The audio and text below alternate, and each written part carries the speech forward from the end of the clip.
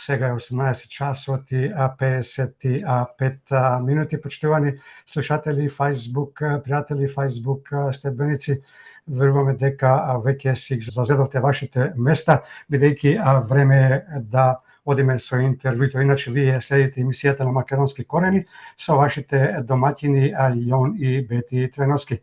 Како што и ви најавивме на почетокот на емисијата и неколку пати во истата, наш, но и ваш денешен гостин е господинот Дардан Венецки, долгогодишен трагач по македонската историја, а која вистина во сиот изминат период се крие од македонската јавност.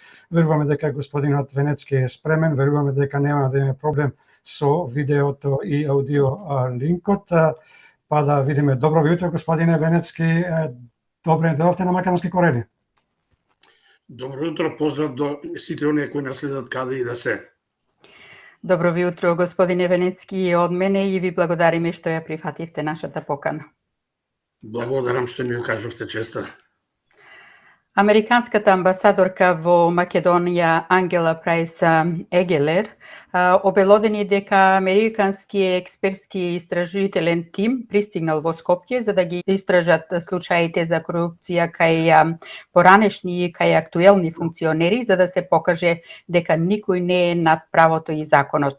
Со кое право и со која цел американски истражители, така речено, ќе ни роварат во македонскиот правосуден систем? Кон кого е испратена пораката од Агелер и дали со една ваква дозвола, односно аминување од страна на ова актуелна ненародна влада, се покажува дека македонското општество е поразено и подчинето? Пораката секако е до политичките чинители во Македонија, иначе пораз македонскиот народ не прифаќа, ќе се бори до крај против сите оние кои што се обидуваат однадвор да не разнебитат. Нашата опасност не е од однадвор, нашата опасност е однатре, од нашите инсталации во власта кои што јас ги нарекувам измекери кои што работат во служба на туѓи интереси. Се поставува прашањето деновиве дали се тие дојдени овде по покана од нашите власти или се дојдени само иницијативно насилнички со грубо кршење на суверенитетот на државата. Меѓутоа, како и да е, по чеја покана да се дојдени или без покана, фактот дека нашите политичари ги прифатија и ги прогласија како добродојдени. Меѓутоа, тоа е нешто странно, нешто страодно, зашто за каков случај да се работи, ние практично со ова признаваме дека се откажуваме од сопствениот суверенитет и подпишуваме капитулација без борба. Тоа е она најстрашното што нас не навредува како македонци, како луѓе достоинствени. Што да кажеме за овие истражители? Зошто нас тие ни се потребни? Ако бевме суверени, ако државме до своето достоинство, ние таквите немаше да ги примаме. Имаме и сила, и моќ, имаме власт, имаме обвинителство, имаме судство, имаме полиција. Можеме сами да расчистиме со корупцијата. Меѓутоа, знаете како велат, власта е сладка. Оваа власт е инсталирана токму од тија, од вавилонската блудница и незината ударна тупаница од таде барата. Толку зајдува во својата власт, што почна тоа да го злоупотребува со сега толку кометни да навлегува во криминал, да почнеме да го опишуваме 3 емисии ќе ни бидат малку. Па се впуштија во профитерство, да го наплатат својот измекерски однос кон оние кои што ги инсталираат. Немаше потреба од вакви истражители. Ако блудницата и незините сојузници сакаа да ја спречат, имаа начин. Сакам да ги подсетам гледачите, слушателите, што се случуваше до 2016-17 година. По 5 амбасадори, началните амбасади во Скопје излегуваа на улици, држаа пресконференции со барања за пат на власта, за апсење на наводните криминалци. Каде се сега да излезат? Значи, сакам да кажам дека целта на наоѓањето на овие истражители не е справување со корупцијата, туку е нешто друго. Денови веќе ни дојде и Ескобар со листата на лица кои што се непожелни за сад. Меѓутоа, нешто повеќе ќе дознаеме отколку тие листи ќе бидат објавени, ако воопшто бидат објавени, ако не се работи нешто под маса и во мрак. Меѓутоа, амбасадорката нешто најави од своите настапи меѓу редови, нешто може да се прочита. Таа прво отиде кај Али Ахмети. Не добивме информации што се разговарало, очигледно се договарало нешто. Меѓутоа, по медиумите излегоа информации дека таа практично обвинија на политичка партија за обструкции во парламентот на европските како пречка за евроинтеграцијата. Од друга страна, таа јасно порача дека внесувањето на бугарите во уставот нема да значи негирање на македонскиот идентитет и ќе донесе само добро за оваа држава и народ. Еве каде треба да се бара одговорот. Еве ја пораката што всушност овие истражители ќе работат и во кој правец ќе работат. Така. Вие по вокација сте правник. Што очекувате од овакво истражување? Дали ова е во насока на вистинска борба против корупцијата и криминалот, или тоа ќе биде само селективна, со што ќе се отцрнат само оние кои се непогодни, односно кои пречат во остварување на црното сценарио за до разнебитување на Македонија, измислувајќи недокажани криминал или корупција за да ги стават на американската црна листа. И дали оваа истрага, можеби, која американските истражители ја спроведуваат без при тоа да го истражат случајот со промената на уставот која се купува и уценува пратеници за промена на историското име на Република Македонија, можеме да го сватиме како заплашување и притисок за оние кои јавно се спротивставуваат на уставните промени, за кои владата на Ковачевски, како што сите знаеме, даде согласно, сама сега поради цврстиот став на лидерот на ВМРО-ДПМН, господинот Мицковски, но и сите пратеници на партијата и коалицијата за обнова на Македонија, дека нема да гласаат, не може да го исполни ветувањето за уставните измени со цел бугарите да влезат во преамбулата, можеби? Лично јас не очекувам ништо спектакуларно. Испадне понаа народната, се тресеше гората, се роди глушоцот. Мислам дека овие истражатели се само изговор. Сузбивањето на корупцијата е само изговор, целите се сосема други.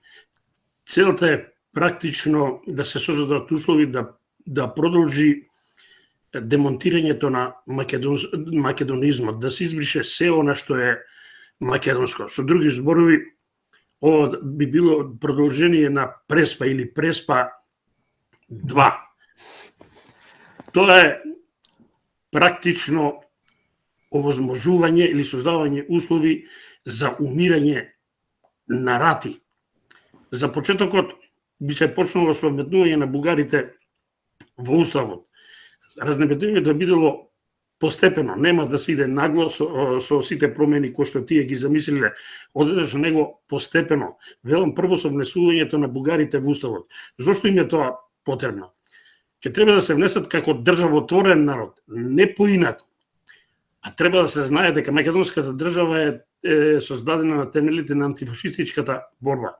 На 2 август 1944 година македонците ја создадоа својата држава после антифашистичката борба. Во тоа време бугарите беа овде окупатори, фашисти, злосторници, со нивното метнување како државотворен народ, таа нивна фашистичка улога се брише, тие ќе треба да влезат како творци нова држава. И тоа е нивната основна цел. Тие со тоа ќе си ја исперат совеста. Меѓутоа, нова нема да се застане. Уставните промени, основната цел и основната поента ќе биде усвојување на оние срамежливо најавени барања на албанските политички партии и заокружување на една политичка федерација. Сега имаме јазична, треба да се оформи и политичката федерација, што во некое погодно време ќе им послужи како изговор за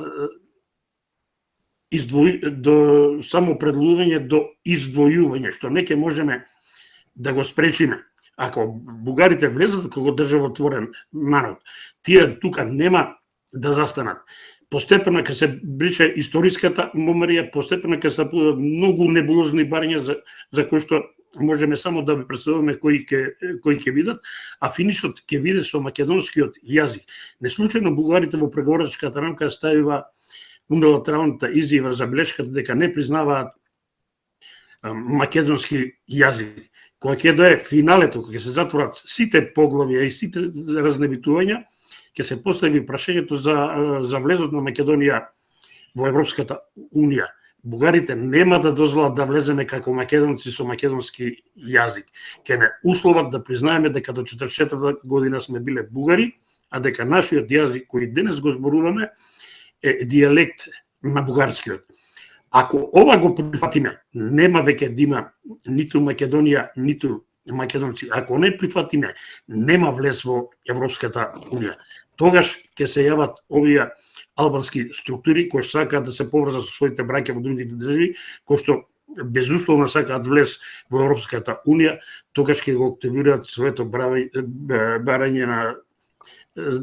барање за издвојење и тоа ќе биде крај и распад на македонската држава. Како тоа ќе го постигнат? Многу едноставно. Со страотни притисоци, уцени и закани, како што беше тоа 2018, односно 19 година, кога се менуваше Уставот. Притисоци ќе бидат на разни страни. Не верувам дека притискот ќе биде врз нивното Галениче, Али Ахмети и неговата партија ДУИ, која излезе од структурите на УЧК или АНА или како се не се викаше во тоа време. Можда ќе има некои минорни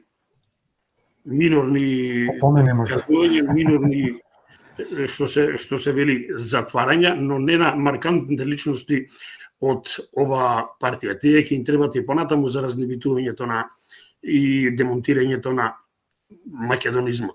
Ударот ќе биде врз македонските политички партии, врз СДС и ВМРО.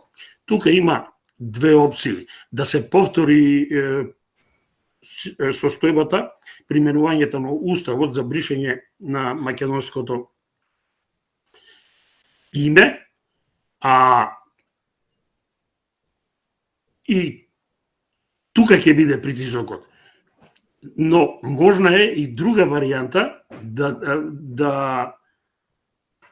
да биде жртвувано СДС.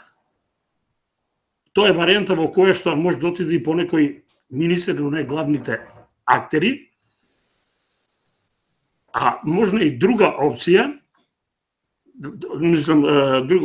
да се понуди на ВМРО да влезе во власта преку воредни избори, но со ветување дека ќе го прифати внесувањето на бугарите во Уставот. Дали ВМРО ќе прифати ваква игра, дали ќе отстапи од своите тврди ставови, од своите тврди принципи за неменување на Уставот и барање на реципроцитет, времето ќе покаже. Се надевам дека ќе издржат. А јас пак ќе бидам среќен ако се лажам во овие мои проценки, црни проценки, кои што не сакам да се случат. Не дај Боже, токму така. Ајде уште малку на тема право и правда, бидејќи вие доаѓате токму од таа фела. Изборот на Ислам Абази за шеф на обвинителството за организиран криминал и корупција е веќе завршена работа, но темата се уште е многу актуелна. Дали покрај трајното гласање од страна на обвинителите сепак има индикации дека неговиот избор е политички монтиран и спрема вас кои се индикациите за таквата евентуална политичка одлука? И едно подпрашање, како ќе го прокоментирате изборот на Весна Дамевска за председател на Судскиот совет? Морам да ви кажам дека се срамам да кажам дека сум правник. Ова е тотален распад на правниот систем во Македонија. Малку ни беше Катица Јанева, тотален анонимност донесен од Гевгелија, без никакво искуство во работата која што ја обуваше, како заврши сите видовме. Сега ни се повторува многу полоша варијанта и во многу полошо време. Обвинителот за организиран криминал, кој што доаѓа од Гостивар, е уште поголем анонимност, без никакво искуство во гонење на организиран криминал. Организираниот криминал е всушност злосторничко здружување, спрега на политиката, криминалците, полицијата, обвинителството и судството. Овој господин, кој што ни доаѓа од Гостивар, нема никакво искуство во оваа работа. Нема ни еден предмет од овој калибар. Неговите најголеми достигања биле што гонел крадци на кокошки, вака да бидам брутален и на кебапи. Исто може да се каже и за господја Дамевска, уште поголем анонимус, која во Советот на јавни обвинители и прво влезе како член, а сега е и како преседател. Дојде од функцијата приправник, јас така ги велам, во моје време така се нарекува оние што се обучува за некоја струка. Таа е стручен соработник во кривичниот суд. Нема напишано ниту една пресуда, еден ден нема работен стаж како судија, а таа треба да биде првиот човек во Судскиот совет кој што ќе поставува, односно и кој ќе именува и кој што ќе разрешува суди. Единствена квалификација, единствена препорака за овие две лица се нивните фотографии со видни личности.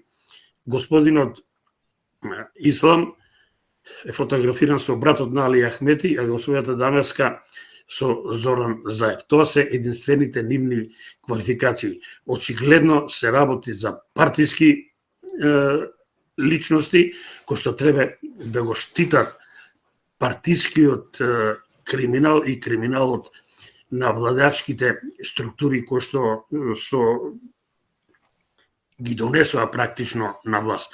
Знаеме кај нас како се тоа работи, како таквите луѓе доаѓаат на власт. Не е возможно еден од Гостивар тотален анонимност да го изберат сите македонски обвинители од цела Македонија.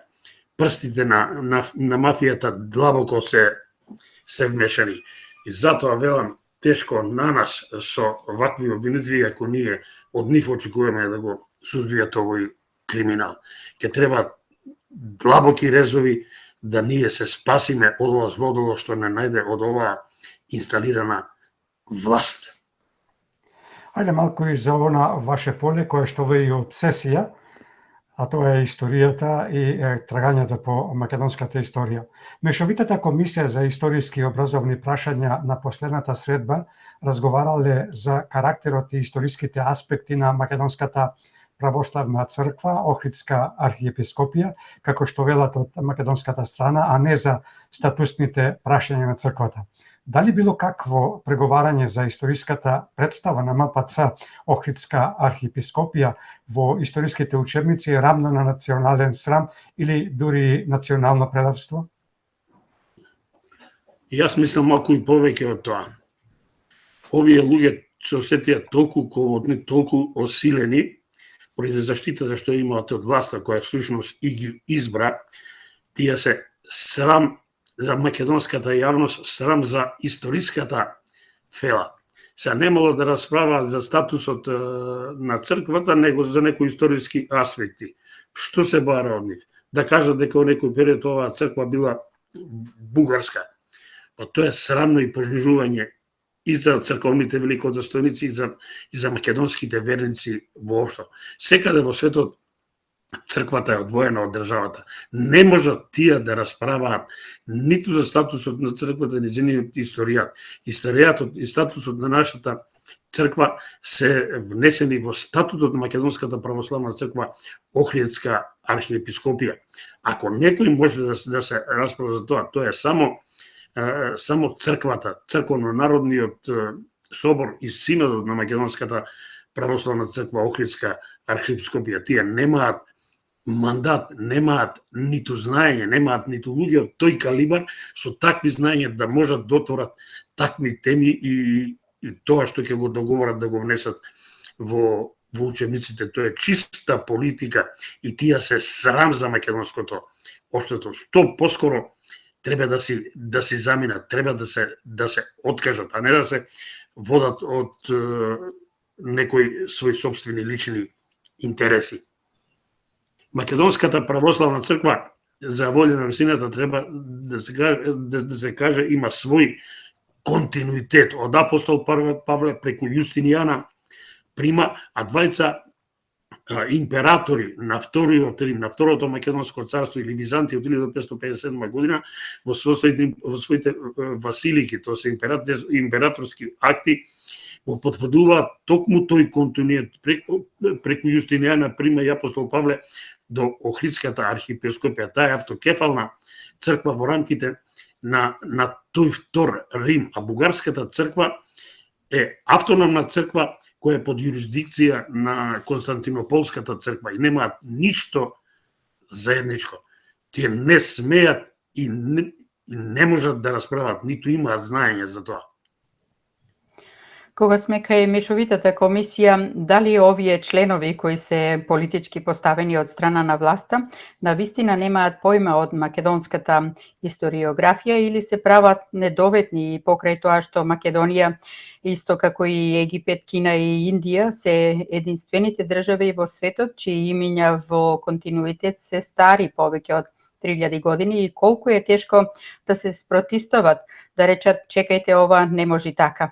Дали нивниот хонорар е причината што нивните лични интереси ги ставаат изнад македонштината, честа и интересите на нацијата?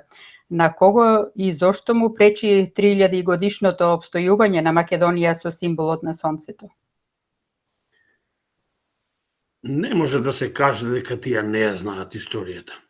Повеќето од нив се историчари, меѓутоа специјалисти за одредени области. Историјата е широка тема, меѓутоа не случајно се одбрани овие луѓе. Тие се одбрани од владата, нив не ги избра историската фела. Тие немаат мандат да расправаат за овие работи. Тоа им го оспори самата историска фела. Преку 200 научници од МАНУ, Институтот за македонска историја, Институтот за македонски јазик, од катедрите за антички средновековна обстојба ми кажа дека немаат право и немаат мандат. Историските прашања меѓу државите се регулираат на меѓународни конференции и симпозиуми со расправа не под диктат и под патронат на владата која што ги избрала, која што ги финансира и на која што тие и одговараат. Значи, нивните мотиви не се историски, нивните мотиви се финансиски. Тие можат да бидат добри трговци, среброљупци, но не можат да работат оваа работа на која што се нафатиле. немаат мандат, ни пак се стручни. Нема ни еден стручњак за антиката и средниот период, ни еден стручњак кој што ја познава црковната историја. Затоа ние имаме ваква состојба да го понижуваат македонскиот народ со прифаќање на се што ќе им се стави на маса. Тие се зависни од власта, финансирани од власта, работат под капата и одговараат на Министерството за надворешни работи, извинете.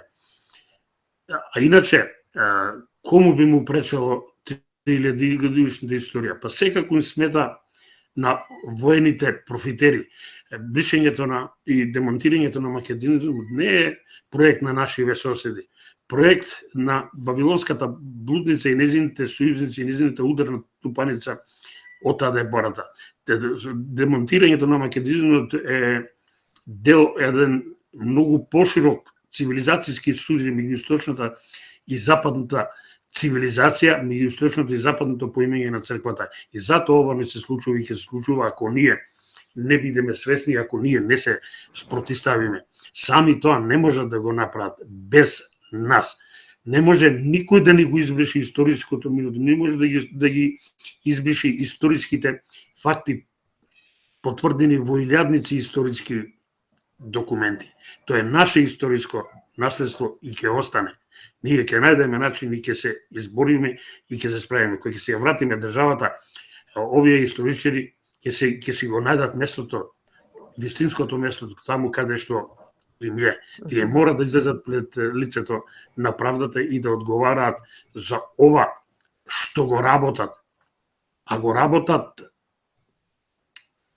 по диктат, под нечи надзор, под нечија капа, не врз основа на собствените знања, него врз основа на собствените интереси. Значи, вие сте во право кога велите дека очигледно профитот е на прво место. 250.000 евра само како членови на оваа историска комисија иземено за 3 или 4 години. Да не зборуваме за други активности, многу од нив се стаени и во други комисии. Видовме председателот стана и академик, председатели на члени на друга комисија, не одговараат на прашањата дали се везени во некој управни одбор, од кај што исто така се црпат значителни и финансиски средства. Сето тоа кога ќе дојде време ќе биде расчистено. Така, ајде малку да проговориме за притисокот кон Македонија, а кој притисок не дозволува Македонија и македонскиот народ да излезат од осмислената темна јама која е наменета за ништење на Македонија и македонскиот народ. Вие долго време трагате по македонската вистина. Дали договорот од Нивици и оној со Бугарија, наречен договор за добрососедство, се слични со отсекување на главата на Свети Јован Крстител од страна на Хирот само заради исполнување на желба, сите тоа го знаеме, и дали со Лисабонската декларација од 1992 година, во која декларација стоеше дека зборот Македонија не смее да се употребува во името на државата, всушност започна и идентитетската ликвидација на македонскиот народ, а со договорот од Невици и оној за добрососедство со Бугарија се всушност завршниот удар за целосна идентитетска ликвидација на македонскиот народ, држава, јазик и историја. Многу интересна паралела. Меѓутоа, она што нас денес ни се случува е многу пострашно од она што му се случи на Јован Крстител. Јован Крстител беше поединец. А ако се реализираат овие два договора, оној преспанскиот и овој за добрососедство, и ако се реализира преспанската, односно Лисабонската декларација, целиот македонски народ се носи на идентитетска кланица.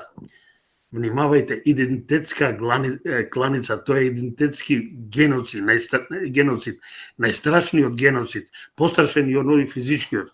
Кога јас би избирал побрзо за себе би избрал физичка смрт, физичка ликвидација, него идентитетска. Идентитетската ликвидација, идентитетскиот геноцид е умирање на рати. Секое утро македонецот треба да се буди со болка во душата и тоа да го носи до крајот на животот. Ако овие два договора се остварат, ќе повторам, ние веќе сме однесени на идентитетска кланица. Од Македонија, македонизмот и од македонците нема да остане ништо, и тука сте вие потполно во право.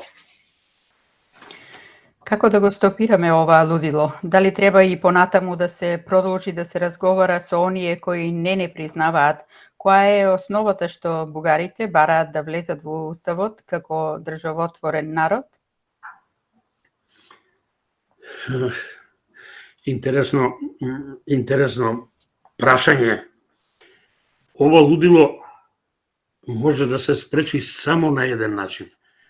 Со раскин на овие погубни договори, овие злосторнички договори, нечовички, понижувачки, нецивилизацијски. Просто немам зборови како да ги именувам. Во историјата на државата и правото се нема случајно. Односите меѓу државите и народите се регулирани во меѓународните правни акти, во повелбата, Меѓународната декларација, Конвенцијата за човековите права. Сите тие проблеми меѓу народите и државите се решаваат врз принципите на меѓународното право, а тоа се почитувањето на еднаквост и равноправност, почитувањето на суверенитетот, почитувањето на принципите на реципроцитет во односите и добро однесување. Доволно ние да се држиме до овие принципи, никогаш меѓу државите и народите нема да има проблеми. Иначе, зошто велите да влезат бугарите, дали имат основа да влезат? Па нити јас, нити било кој нема да има против да влезат во уставот. Тоа е цивилизацијско право. Меѓутоа, исклучиво на принципите на реципроцитет. Како вие да внесете еден дел од народ, едно малцинство кое што живее во Македонија, ги има негде околу 3500, а државата Бугарија не ве признава. Не ви го признава идентитетот, не ви го признава историското минато, ви го негира, не ви признава националноста, не ви го признава јазикот. Еве, нека ги внесат тие македонците во бугарскиот устав, ќе влезат и бугарите во македонскиот. Меѓутоа тоа нема да го направат никогаш. Ако тие ги внесат македонците во бугарскиот устав, тогаш овие проблеми нема да ги имаме. Тогаш нема потреба од меѓудржавни договори, нема потреба од историски комисии, нема потреба од протоколи или преговарачки рамки. Проблемите со еден потез ќе бидат решени. Меѓутоа, некој тоа на бугарите не им го дозволува.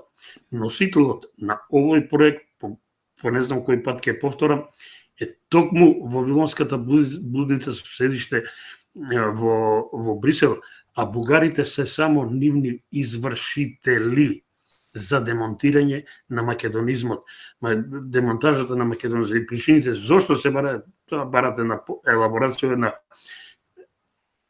емисија и прашање дали ќе можеме сето тоа да го објасниме во една емисија.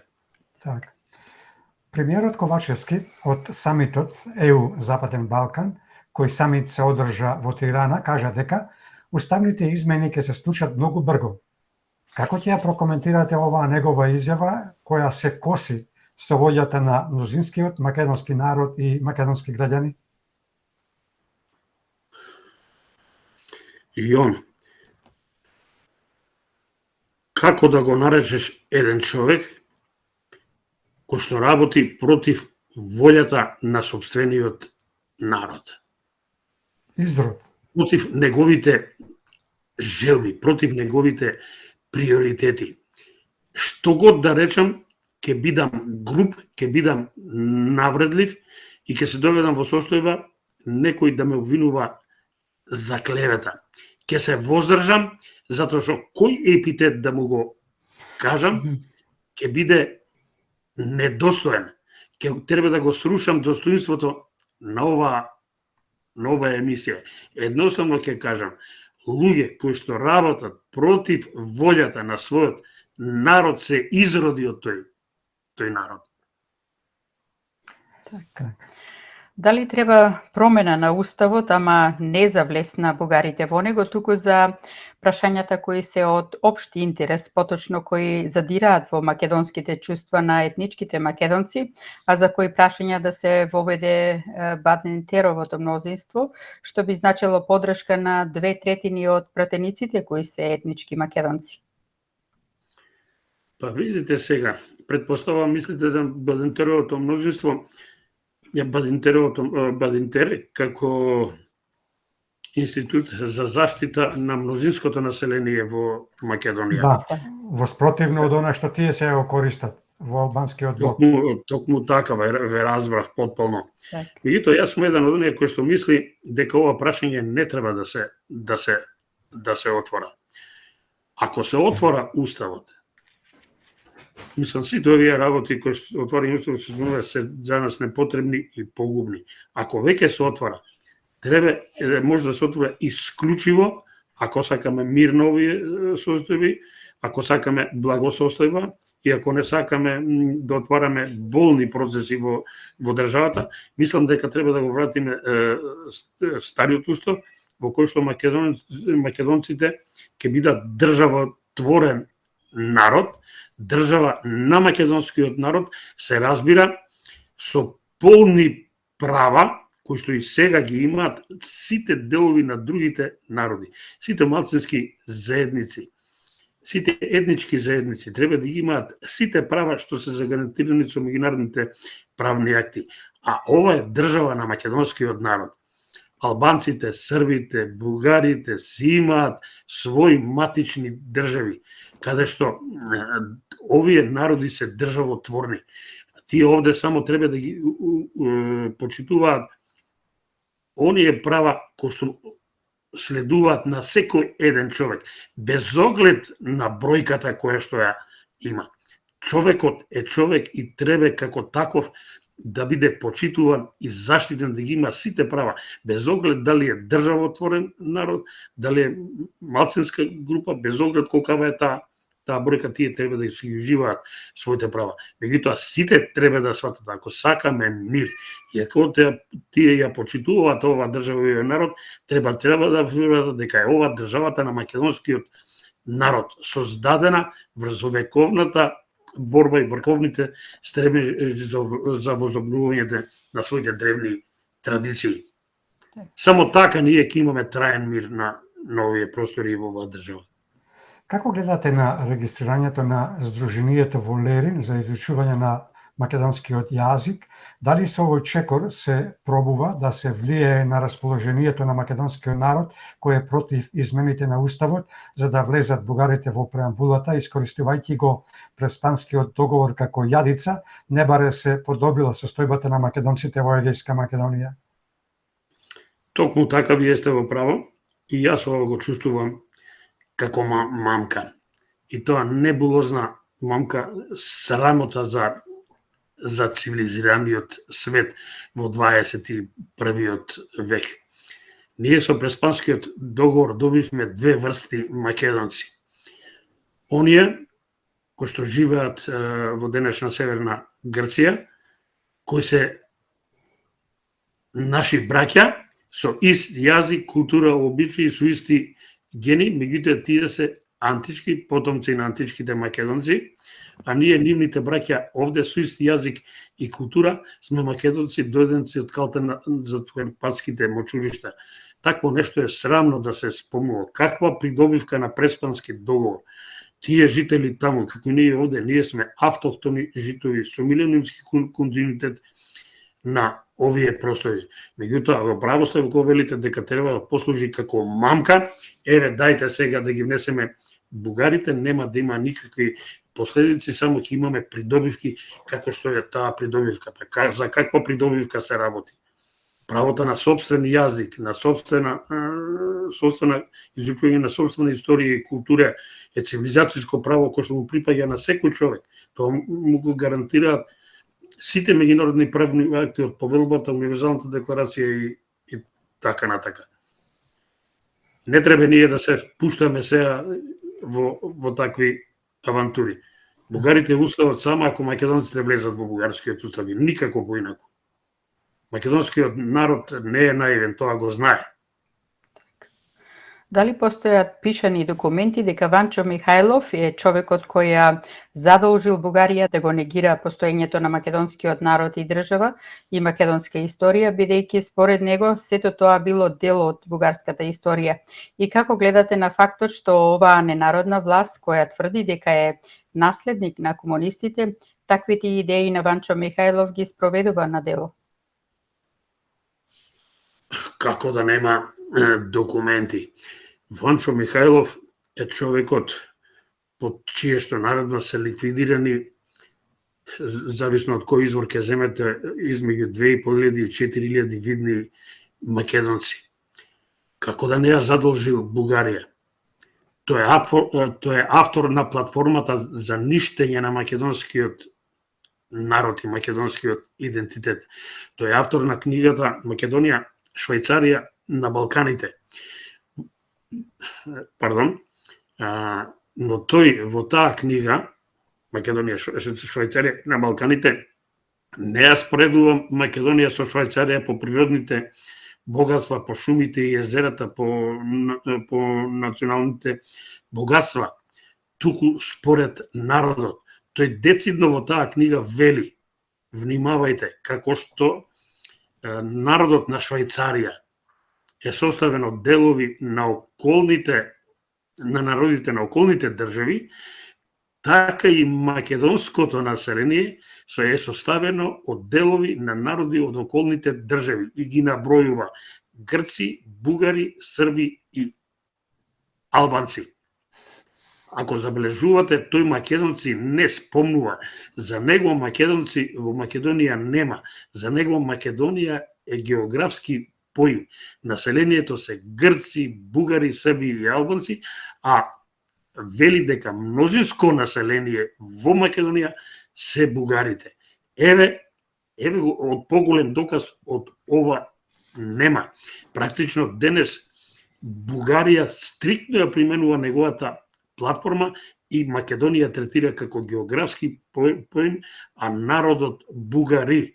Со еден збор, един народ, како што тие велат, во две држави од Црното море до Охрид. Тој е злосторник, невиден соработник на Хитлер, Мусолини, Анте Павелич. Тој во меморијата на македонскиот народ е врежан како невиден злосторник, како најголем злосторник. А отварањето на клубови со негово име всушност е воскреснување на фашизмот, што е срам. Македонија никогаш не била фашистичка држава, секогаш таа била на вистинската страна и се наоѓала на страната на борба против фашизмот. Мислам дека за Ванчо Михајлов е доволно, докази има колку сакате, меѓутоа мислам само преку еден артефакт, најзначајниот од неговата книга, ќе го видите и неговото делување. Така. Неговата улога и значење за бугарската држава денес. Дали имате јасни сознанија од каде, односно од кога започнува генезата на Македонија и какви се вашите истражувачки сознанија за знамето од Кутлиш или за звездата од Кутлиш? И дали имате дојдено до некакви документи и сознанија дека овој символ се носел на грчките штитови, како што тврди креаторот на денешново ново знаме на Македонија, господинот Мирослав Грчев? Видите, македонската генеза е многу длабока. Нема крај во длабочина. Треба да се знае дека македонската држава е првата на европскиот континент, потврдена од таткото на историјата Херодот. Првата македонска држава е од крајот на 9 век, она на Каран. Нема постара од незе. Ние сме единствениот народ запишан од античките автори и со исто име постојуваме и денес. Колку е стара Македонија, толку е стар и символот сонце. Символот сонце ќе го најдете на античките храмови, во секој дом, на надгробните споменици, ќе ги најдете на античките монети, ќе ги најдете во храмовите, ќе најдете денес во црквите. Нема црква во Македонија која што не го има символот сонце. Ќе го најдете пред влезните порти, ќе го најдете пред олтарите, ќе го најдете на олтарите. Луѓе како Грчев кои што го спомнате се тотални аналфабети на оваа тема. Нема ни и прочитано од историјата. За македонецот сонцето е нешто најсвето. Го носеле во војна и мир, го користели и за арно и за зло. Тие живеат со незе. Да не заборавиме дека врховниот бог за македонците беше богот сонце Дзе, а ние денес во христијанството го славиме Божиот син Исус, кој е повторно сонце. Секој може да отвори Библијата, Евангелие по Јован, 8 глава, 12 стих и да види дека самиот Исус себе си се представува како сонце. Јас сум, вели, светлината на светот, кој врви по мене нема да гази темнина. Светлина на свет може да биде само сонцето, не може ни ламба, ни свеќа, нити кандило. Сонцето е светлината на светот. Исус е нашето сонце.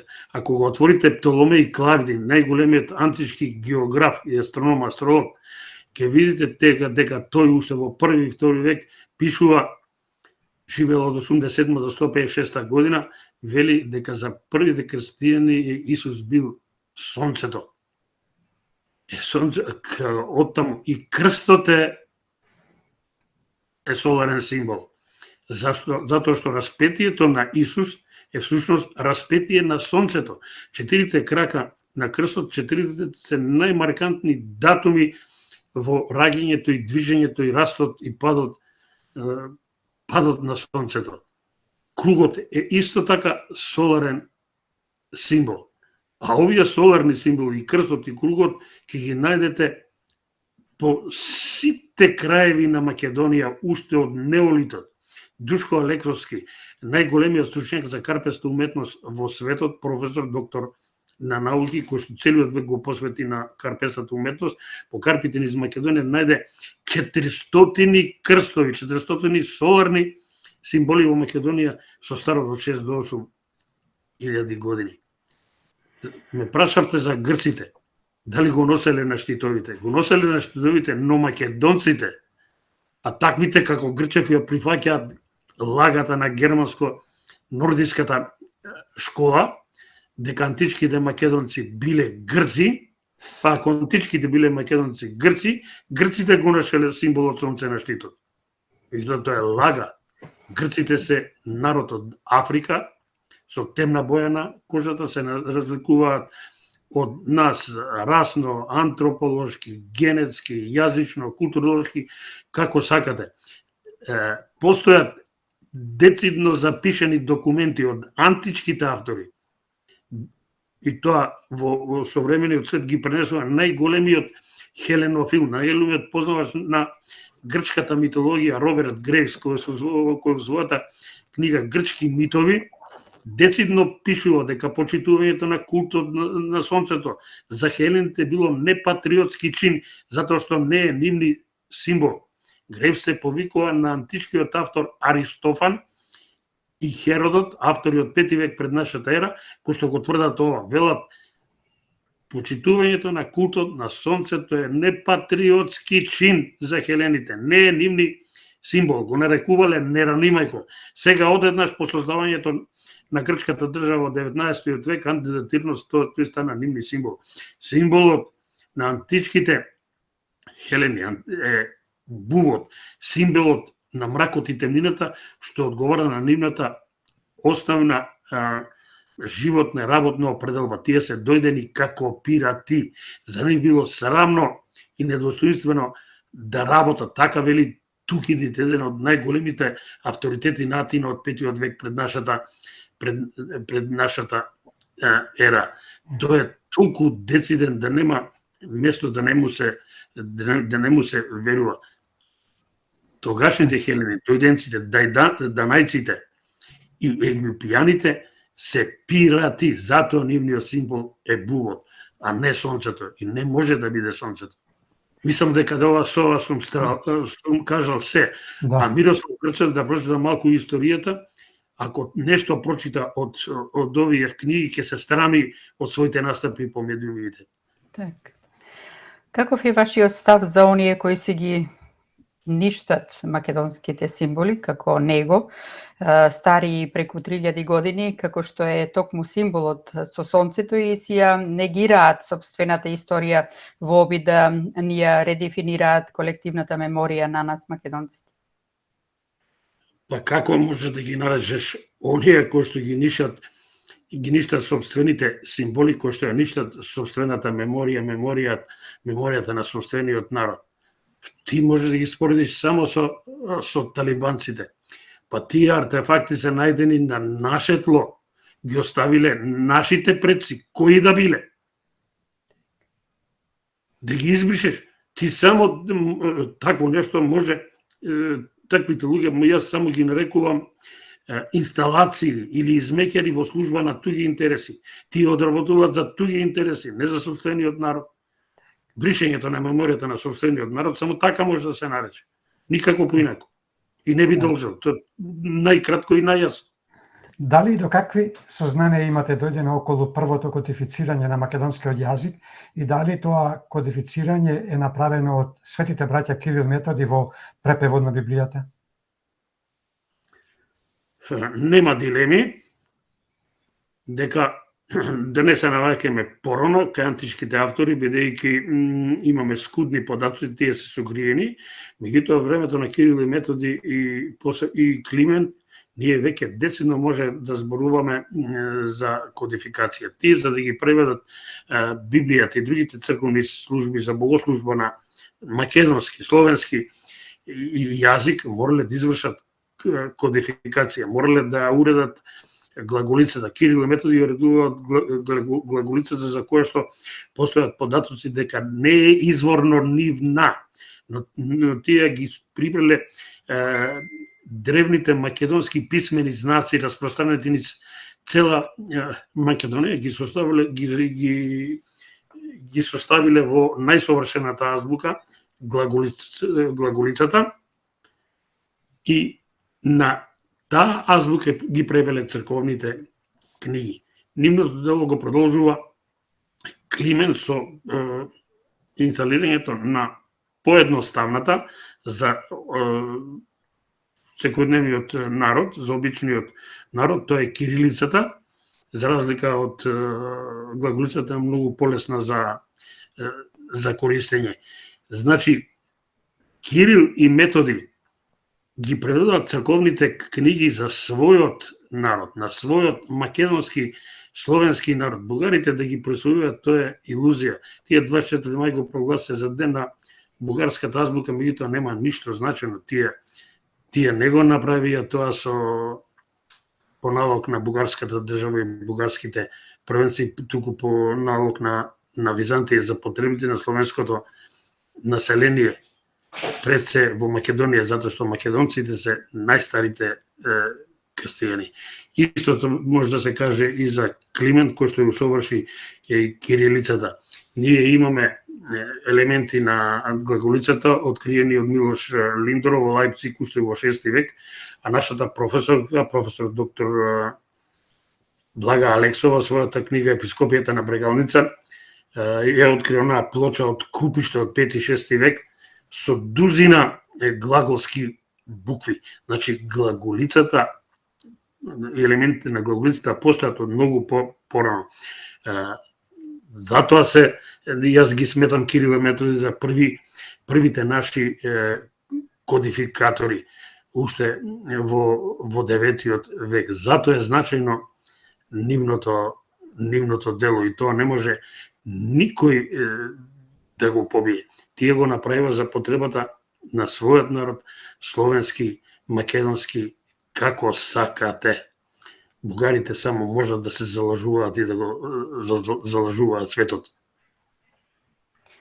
Дали со измислениот и бугарскиот наметнат термин администрирање наместо окупирање, Бугарија всушност се обидува да го омаловажи македонскиот народ и македонската револуција и борба за Македонија и на се она што направија партизаните за време на Втората светска војна?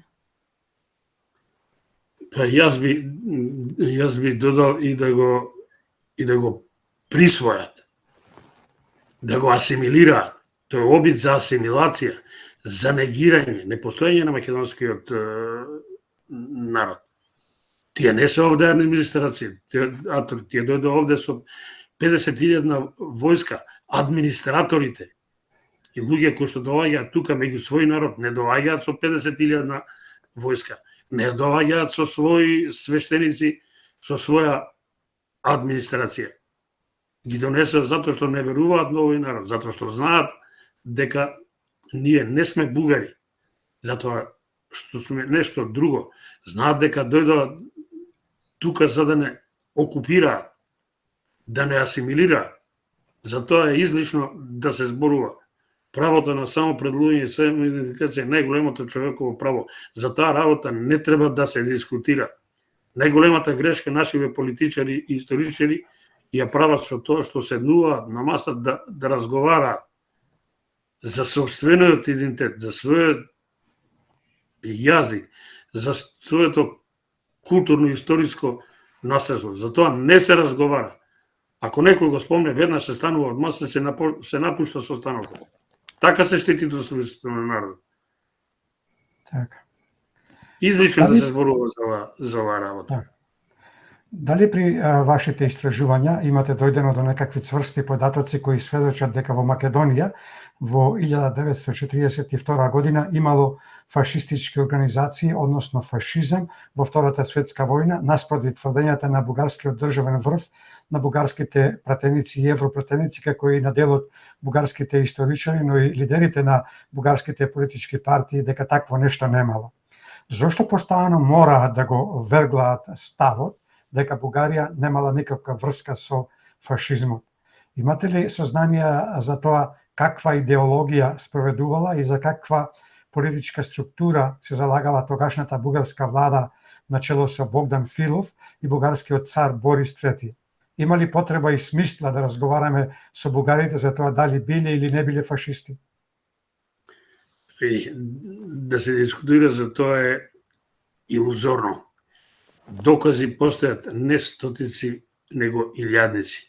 Секој нека го посети музеот на Холокаустот во Скопје и таму ќе најде не стотици, него илјадници докази.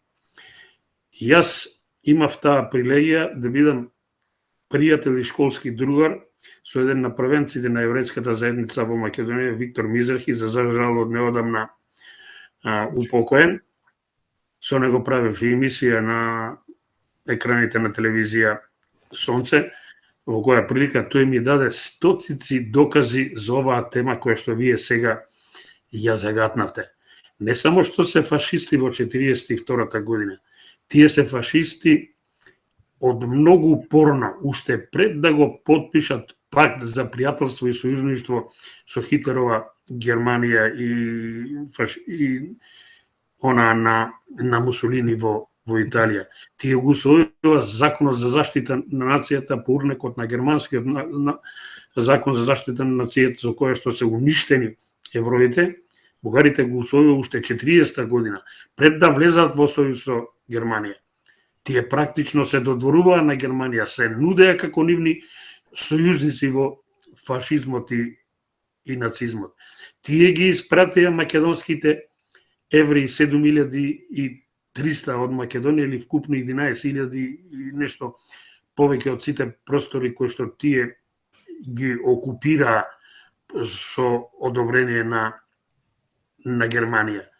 Тие го потпишаат договорот со Германија за депортација на евреите и го наплатија тоа. Беа депортирани жени, деца и дури и бебиња од кои нити едно не се врати.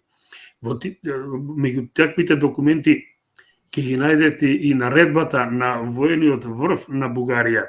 Мизрахи ги достави до мене стотици такви докази, реков и договорот за окупација на Македонија. Децидно стои да се окупира Македонија.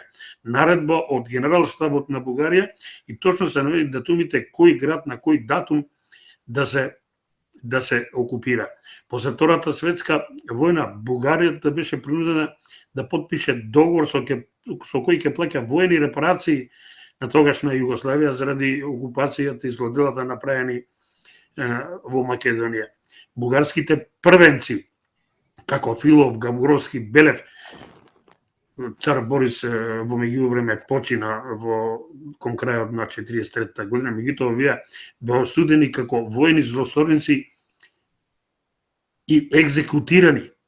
Меѓутоа, на бугарите им треба рехабилитација, за да можат да се представат како администратори и ослободители на овие простори, повторно со единствена цел да ја приграбат Македонија, да ја асимилираат повторно, како што го прави во Втората светска војна.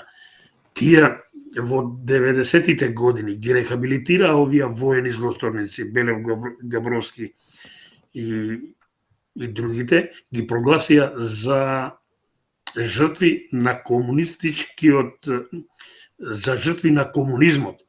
Гледај каква замена на тези комунистите, кои што се бореа против фашизмот, се представуваат како злосторници, а оние фашисти кои ги депортира сега со рехабилитацијата се представуваат како праведници, како ослободители, администратори на овој простор.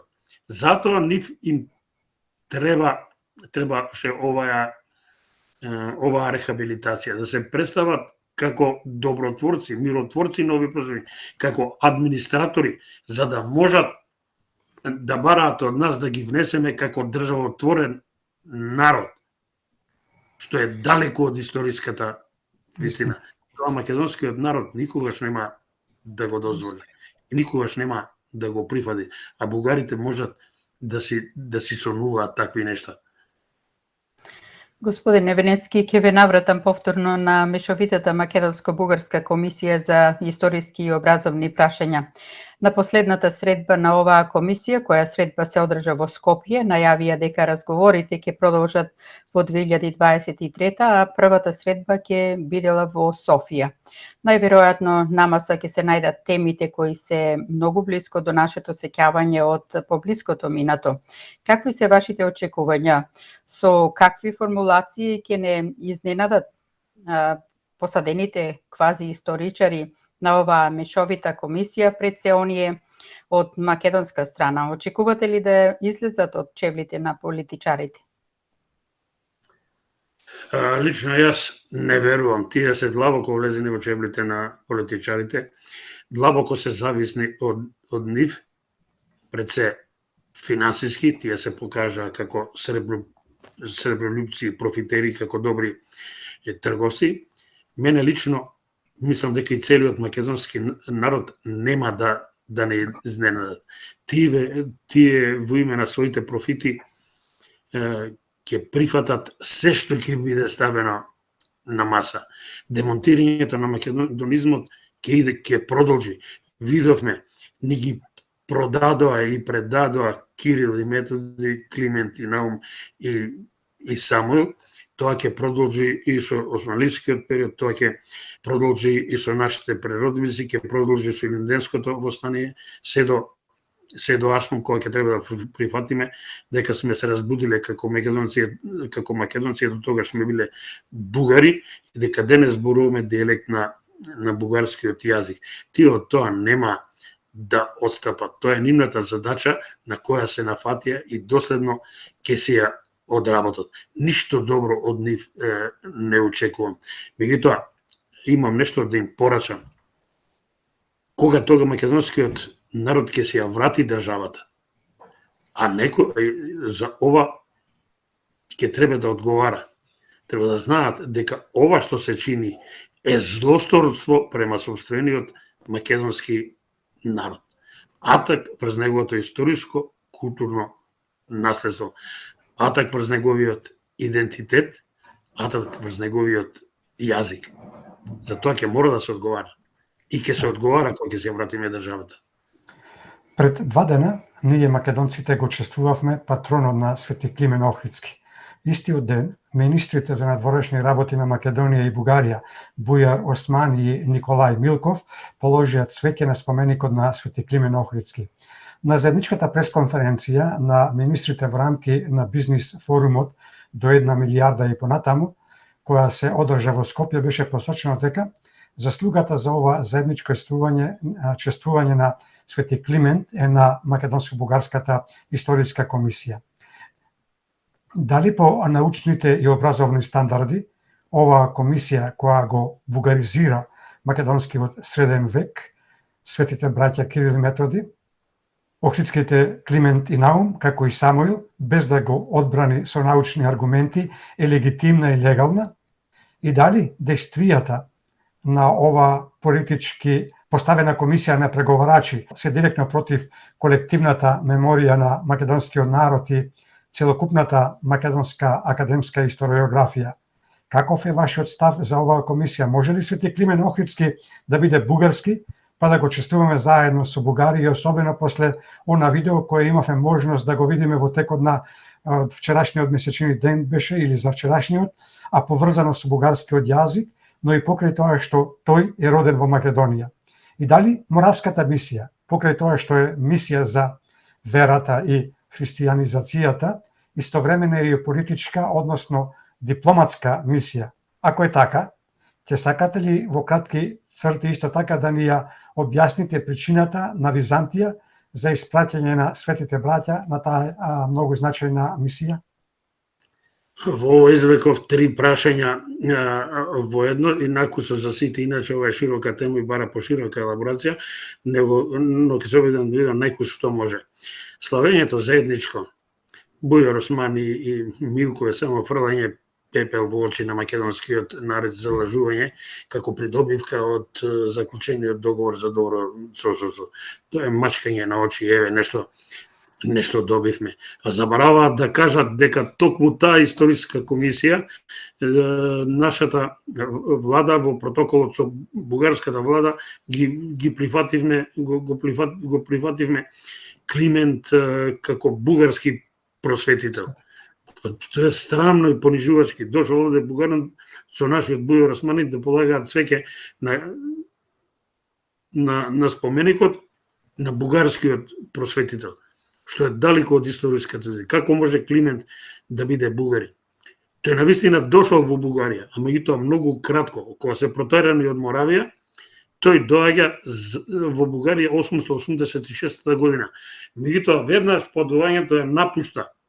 Лаги се дека дека бугарскиот цар го испратил во Охрид. Тој бега. Знаете ли зошто бега? Бега затоа што неговата азбука, која што именуваше, која што всушност доработка на куинето, со неколку видоизменети букви и дополнети со букви што ги нема во куинето, а ги има во богатиот македонски словенски јазик, некој да ги прогласи за бугарски, некој да го прогласи за бугарин. Неговата азбука во Бугарија не беше прифатена. Затоа тој веднаш по доаѓањето 886 година бега и си доаѓа во Охрид, таму кај што ќе биде прифатен. Доволно да се прочитаат книгите Ѓорги Попотанасов, нашиот академик, бегалец од Бугарија, кој што донесе документи, сведоштва на еден од најдолговечните председатели на Бугарската академија на науки Тодор Павлов, кој по повод 1100 годишнината од смртта Константин Кирил филозоф 1969 година децно кажа дека во тоа време, во нивно време, официјален јазик во Бугарија се до 893 година е грчкиот. Секако се мисли на куинето, меѓутоа ако се земат печатите на царот Симон кој е устоличен 893 година и печатите и дипломатската преписка на поглаварот на бугарската црква, ќе се види дека и после 893 година не се користи кирилицата, туку се користи грчкото писмо, односно куинето. Тоа е лага. Затоа, значи, внимавајте, сами кажат дека е воведена словенска азбука и словенски јазик 893 година, а истата 886 година Климент бега од Бугарија. Неговата азбука не е прифатена таму. Каква бугарска азбука и каков бугарин си доаѓа таму кај што беше прифатен и кај што живееше понатаму до крајот на својот живот. Тоа е лага. Иначе, за Кирил и Методи, тие не се пратени во Моравската мисија по налог на бугарскиот император. Немаат ништо заедничко Бугарија. Никогаш не престојувале во Бугарија. Не знаеле еден збор од бугарскиот јазик. Нити тој, ниту Климент. Бугарскиот јазик е турско-монголски. Јас на мојата Facebook страница и во моите настапи по некои портали извадив песни на оригинален бугарски јазик.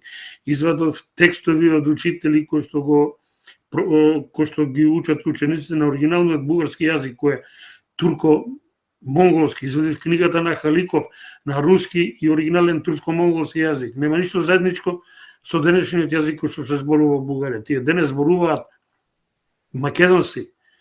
Само да се одговори на прашањето за кого и за кои потреби Кирил и Методи ги преведоа Библијата и другите црковни книги, ќе стане јасно дека нити се бугарски, нити се изготвени преводите на Библијата и другите црковни книги по налог на бугарскиот цар.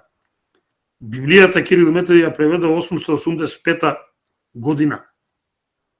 На Брегалница покрстија преку 50.000 македонски словени. Иако македонците христијани уште од раната антика. Меѓутоа, тие воведоа богослужба на македонски јазик. Јас прашувам, за кого ги преведоа Библијата и другите црковни книги на словенски јазик? Кога бугарите ниту беа словени, туку турко-монголи, со турко-монголски јазик, вие сте виделе некои песни и текстови од учители кои што го промовираат бугарскиот јазик, ниту биле христијани. За кого преведоа Библијата, кога првиот покрстен бугарин е царот Борис 865 година, 10 години после преводот на Библијата од светите браќа на словенски јазик.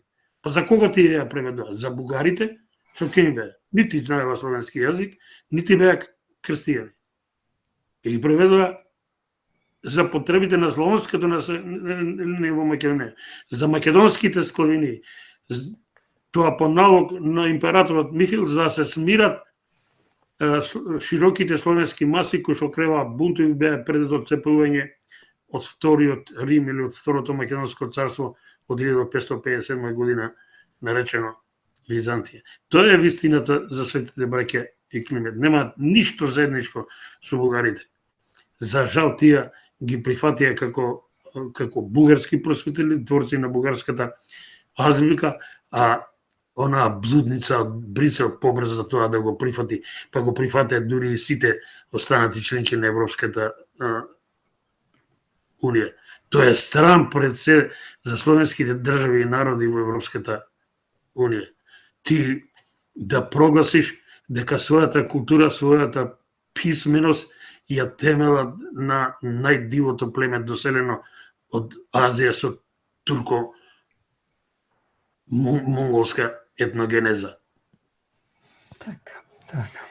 Господине Венецки, чест и задоволство беше и ова ваше учество во Македонски корени. Ви благодариме, ви посакуваме да си имате убав викенд, да си имате убав дочек на новата година. Нека ви биде среќна и просперитетна, се што ви е во план, вам и на вашето семејство. Секое добро, секако пријатно до слушање и скоро довидување. Благодарни, среќа да имате поздрав до сите оние кои не следат. И честитки за нова по-благопријатна година. Се надам дека наредниот разговор ќе имаме многу подобри вести. Дај Боже да има и промена на власта, да ги испратиме онаму каде што им е местото овие. Од ваше уста во Божји уши. Така, сретна ви нова година, со добро да испратите ова уште подобри поздрави и повесели да ја дочекате новата. Пријатно и довидување. Пријатно истото ви го пожелувам и вам. Секое добро.